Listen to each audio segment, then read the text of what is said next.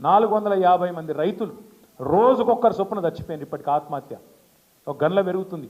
Auto డ్రైవర్ల ఆత్మహత్యలు rising, నేత కార్మికుల ఆత్మహత్యలు రైజింగ్, గురుకుల పాఠశాలల్లో పిల్లల ఆత్మహత్యలు rising. Yes, Telangana is rising. ఎలా రైజింగ్? ఆత్మహత్యల్లో, అప్పుల్లో, క్రైమ్ రేట్లో, ఇండ్ల మాత్రం రైజింగ్ అయింది. ఒక దానిలో మాత్రం డౌన్ అయింది. మీ శంకరపల్లి కొంప ఉచ్చుకున్నాడు, మొత్తం భూముల రేట్లు డౌన్ అయిందా కాదా? నేను చెప్పేది వాస్తవం కాదా? నాకు కూడా కొద్దిగా భూమి ఉన్నది జన్వాడల. ఇక దానికి ఇక భూ ప్రపంచంలో ఎవరికి లేదట భూమి, జన్వాడల నాకే ఉందట భూమి. దాని ఎంబడ పడ్డాడు. సరే పడితే వాడు కూలగొట్టరా పోయి ఊకెళ్ళి వెళ్ళింది. హైడ్రా పెట్టిందే నా కోసం అట. హైడ్రా పెట్టి కూలగొడుతుందికే పెట్టిండట. కూలగొట్టుకోరా పోయి ఊకెళ్ళి వెళ్ళిందని చెప్పిన. ఏం చేయాలి ఇక మరి గట్ల తయారైంది కథ. ఇంకా ఘోరం ఏంటంటే వెనకటికి ఎవడో ముఖం బాగాలేక అద్దం బల కొట్టుకున్నాడు. ఇప్పుడు నీకు అధికారం రానే వచ్చే, నువ్వే ముఖ్యమంత్రి అవుతుంది, నువ్వే రై మంది తిరగబడుతుంది, రోజు కనబడబడుతుంది టీవీల పేపర్లలో. మరి నేను అడుగుతున్నా రేవంత్ రెడ్డి గారు, 14-15 నెలల తర్వాత కూడా ఇంకా కేసీఆర్ని తిట్టుకుంటూనే బతుకుతావు. ఇక గాడ శ్రీశైలం సొరంగం కూలిపోయింది. ఏది రేవంత్ రెడ్డి అధికారంలోకి వచ్చినాక 15 నెలలకు ఆలోచన లేకుండా అర్థం పర్థం ఆగమాగం చాలు చేసిండాడు. ఆడ నీళ్ళు వచ్చి మొత్తం గందరగోళం ఉండి బురద ఉండి చక్కగా చూసుకోకుండా, ఇంజనీర్లను తెలుసుకోకుండా ఆగమాగం కమిషన్ల కోసం ఆయనతో పని చాలు చేసిండ్రు. ఏమైంది? 8 మంది వాళ్ళు ఇరుక్కపోయిండ్రు. ఒకడేమో చచ్చిపోయినట్టాడు కాంగ్రెస్ వాడు, ఆ 8 మంది చచ్చే పీకినట్టాడు. ఇంకోటేమో ఇంకా కాలే అంటాడు. రేవంత్ రెడ్డి ఇంతవరకు అటు మర్రి కూడా చూస్తలేడు. ఇంకొక మంత్రి ఏమో బీఆర్ఎస్ వాళ్ళు చేయబట్టే కూలిపోయింది అంటాడు. ఇది ఎక్కడి బాధ?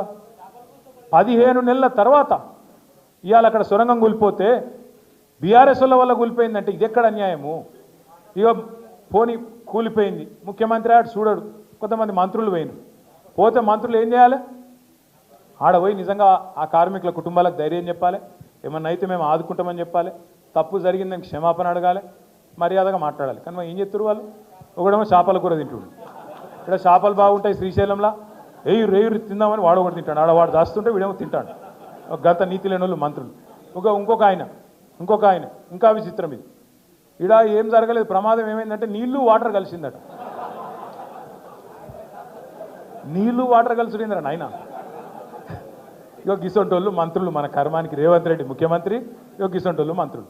వీళ్ళ కథనమో ఇట్లున్నది. కాంగ్రెస్ వాళ్ళ కథ, కాంగ్రెస్ వాళ్ళ అందం గిట్లుంది. ఇక బీజేపీ వాళ్ళు వాళ్ళకైతే మొక్కాలి. మీ ఎంపీ ఉన్నాడు ఒక ఆయన ఏం చెప్తుండో మాకైతే తెలియదు. ఎందుకంటే 8 మంది గెలిచారు బీజేపీ వాళ్ళు. రూపాయి వచ్చింది ఆయన తెలంగాణకు. మోడీ గారి ప్రభుత్వం 11 ఏళ్ల నుంచి ఉన్నది ఇవాళ దేశంలో. ఏమిచ్చింది తెలంగాణకు? ఏం ముఖం పెట్టుకొని ఓట్లు అడుగుతారు? ఎంతసేపు దేవుని పేరు మీద ఓట్లు అడుగుడేనా? అక్షింతలు వంచాలి, ఓట్లు అడగాలి, ఓట్లు డబ్బాలు వేసుకున్నాక మళ్ళీ అవతల పడాలి, తర్వాత ఇక పత్తలేరు.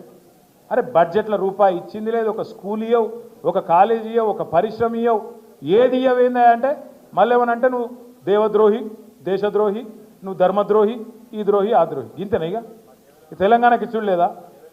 ఆఖరికి ఆ చేవెళ్ళ రోడ్డు జాతీయ రహదారి, దాని మీద మన పెద్ద యాక్సిడెంట్ అయింది. కేసీఆర్ ప్రభుత్వం వచ్చినాక ఆ రోడ్డును విస్తరించాలని చెప్పి చాలా తంటాలు పడ్డాం. అక్క కూడా పాపం బాగా కష్టపడ్డది. కానీ ఈరోజు వరకు ఒక్క అడుగు కూడా ముంగట పడతలేదు. మన తమ్ముడు కార్తీక్ కూడా పోయి అక్కడ పెద్ద ఎత్తున ధర్నా చేసిండు. వెంటనే రాష్ట్ర ప్రభుత్వం పూనుకోవాలి, ఆ భూసేకరణ చేయాలి, ప్రాణాలు కాపాడాలని చెప్పి మన పార్టీ వాళ్ళందరూ కలిసి బ్రహ్మాండంగా ధర్నా కూడా చేశారు. నేను మిమ్మల్ని ఒకటే కోరుతున్నాను, ఏనాటికైనా పెద్దలు చెప్పిన ఒక మాట వాస్తవం. ఎట్టి పనికైనా మట్టి పనికైనా మనోడే ఉండాలి. ఎట్టి పనికైనా మట్టి పనికైనా మనోడే ఉండాలి. ఏనాటికైనా కేసీఆర్కు తెలంగాణ మీద ఉండే ప్రేమలో, కేసీఆర్కు తెలంగాణ మీద ఉండే ప్రేమలో 1% కూడా కాంగ్రెస్ వానికి బీజేపీ వానికి ఉంటుందా? మీరు ఆలోచన చేయాలి. ఎన్నటికైనా ఈ రాష్ట్రానికి, ఈ రాష్ట్ర ప్రజలకు, రాష్ట్ర ప్రయోజనాలకు శ్రీరామ రక్ష ఖచ్చితంగా కేసీఆర్ నాయకత్వం తప్ప బీజేపీ వంతో కాంగ్రెస్ వంతో ఎన్నటికీ కూడా ఏం కాదు. మీరు యాద పెట్టుకోవాలి. ఇలా 8 మంది కాంగ్రెస్ ఎంపీలు, 8 మంది బీజేపీ ఎంపీలు ఉన్నా రాష్ట్రానికి వచ్చింది గుండు సున్నా అంటే ఖచ్చితంగా అక్కడ కొట్లాడేటోడు లేకపోవడం, ఆడ కేసీఆర్ దళం, కేసీఆర్ బలం, కేసీఆర్ గలం లేకపోవడమే దానికి కారణం. ఇలా మనోళ్ళని మనమే ఓడించుకొని మంది ముంగట దరఖాస్తులు పెట్టే దౌర్భాగ్యం మనకెందుకు? మనోళ్ళని ఒడగొట్టుకోవాలి, ఎంపీలను వేరే వాళ్ళని పంపాలి, ఆగమాగమై మళ్ళీ వాళ్ళ కడవై దరఖాస్తు పెట్టాలి. అన్న ఇది కావాలి, అది కావాలి. అదే మనోడు ఉన్నాడు అనుకో, బరాబర్ అడుగుతాం, అన్న ఇది కావాలి అంటాం. అదే వాడనుకో, సారు ఇది కావాలని అడగాలి. అందుకే నేను అనేది, దయచేసి భవిష్యత్తులో అక్క చెప్పినట్టు అది పంచాయతీ ఎన్నికైనా పార్లమెంట్ ఎన్నికైనా ఎగరాల్సింది గులాబీ జెండానే. అట్లయితేనే తెలంగాణ నిలుస్తుంది, తెలంగాణ గెలుస్తుంది.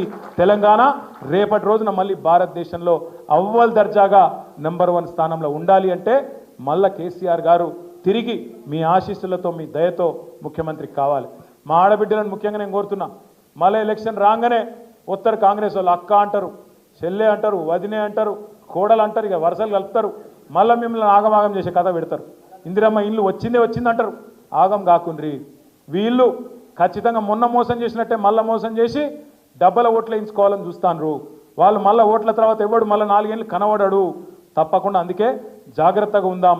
మన ఇంటి పార్టీ, మన తెలంగాణ పార్టీ, మన బీఆర్ఎస్ పార్టీని గెలిపించుకొని ఖచ్చితంగా పంచాయతీ ఎన్నికైనా పార్లమెంట్ ఎన్నికైనా కేసీఆర్ గారి నాయకత్వాన్ని బలపరుద్దామని చెప్పి మీ అందరు కూడా విజ్ఞప్తి చేస్తూ, తమ్ముడు గోవర్ధన్ ఎంబడ వచ్చిన సీనియర్ నాయకులు, మాజీ సర్పంచులు ఉన్నారు, కౌన్సిలర్లుగా పోటీ చేసిన వాళ్ళు ఉన్నారు, ఉప సర్పంచులు, ఎంపీటీసీలు చాలామంది ఉన్నారు.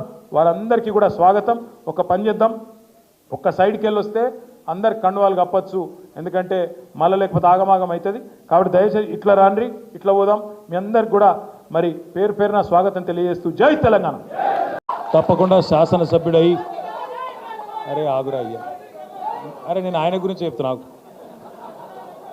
అరే నువ్వు ఆగు.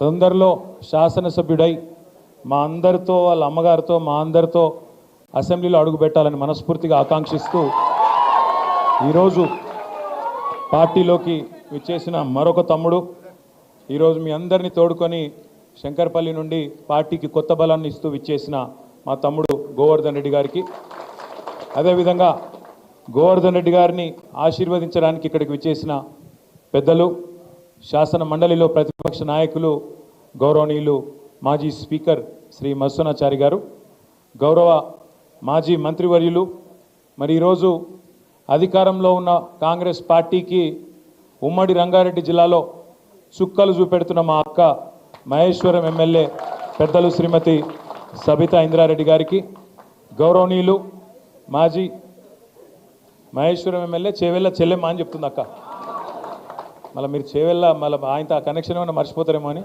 చేవెళ్ళ చెల్లెమ్మ ప్లస్ చేవెళ్ళ ఆడబిడ్డ, చేవెళ్ళ కోడలు, అదేవిధంగా మరొక మాజీ మంత్రివర్యులు పెద్దలు శాసన మండలి సభ్యులు మొహమ్మద్ మహమూద్ అలీ గారు, గౌరవ వికారాబాద్ జిల్లా పార్టీ అధ్యక్షులు, వికారాబాద్ మాజీ శాసనసభ్యుడు సోదరుడు డాక్టర్ మెతుకు ఆనంద్ గారు, మల్కాజ్గిరి పార్లమెంటు నియోజకవర్గ ఇన్ఛార్జ్ సోదరులు రాగిడి లక్ష్మారెడ్డి గారు, మరి మొన్ననే రేవంత్ రెడ్డి యొక్క దౌర్జన్యాన్ని ఎదుర్కొని కొడంగల్ రైతుల కోసం 37 రోజులు జైలు జీవితం అనుభవించిన చెరగని చిరునవ్వుతో మళ్ళీ మన ముందుకు విచ్చేసిన సోదరుడు మాజీ ఎమ్మెల్యే కొడంగల్ పట్నం నరేందర్ రెడ్డి గారు, గౌరవ మాజీ రాజ్యసభ సభ్యులు, మన పార్టీ కార్యాలయానికి జనరల్ సెక్రటరీగా బాధ్యత వహిస్తున్న గౌరవ పెద్దలు అన్న రావుల చంద్రశేఖర్ రెడ్డి గారు, వేదికపైన ఆసీనులైన ఆంజనేయులు గారు, ఇంకా మా కృష్ణారెడ్డి గారు, అదేవిధంగా నాగేందర్ గౌడ్ గారు, వెనుక